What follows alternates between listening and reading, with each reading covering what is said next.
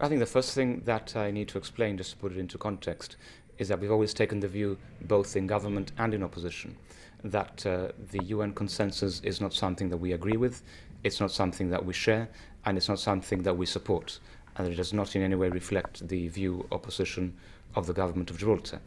So when you go back and you check at the wording of the consensus over the years, you find that there have been different wordings used over different years. If you look at the one in 2011, for example, in December, that did not include the double lock wording either.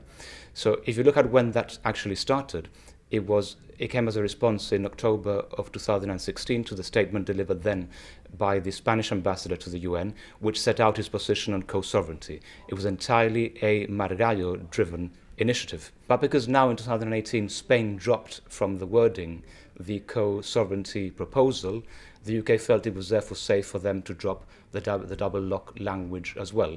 And that is how and why the situation came about. My question again, Deputy Chief Minister, did the Gibraltar Government know in advance? The UK notifies the government every year as to the wording of the statement that they propose to use. So they also notified us this year that this was the reason why they proposed to change the wording and what the thinking behind that was, which was entirely to do with the fact that Spain had dropped the co-sovereignty position from the resolution as well. OK, so it was a fait accompli already. The reference to joint sovereignty and the double lock have been removed, but while the consensus refers still to dialogue, the Brussels declaration remains, calling for a definitive solution to the question of Gibraltar. That is exactly our argument. We have always told the United Kingdom we believe their position is totally contradictory, which is why we do not support the consensus, and we never have done.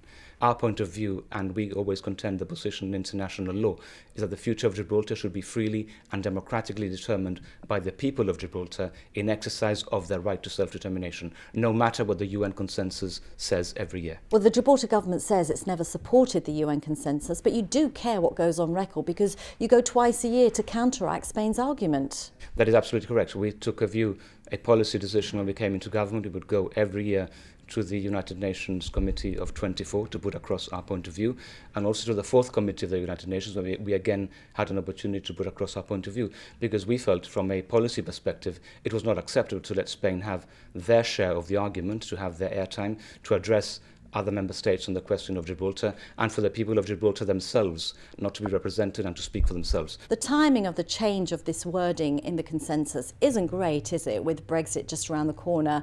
Spain would surely see this as a victory, would you say? I don't think so, because it has really got absolutely nothing to do with Brexit. I mean, Spain has been advocating this question of joint sovereignty, or resurrected it, since Mr Margallo came onto the scene.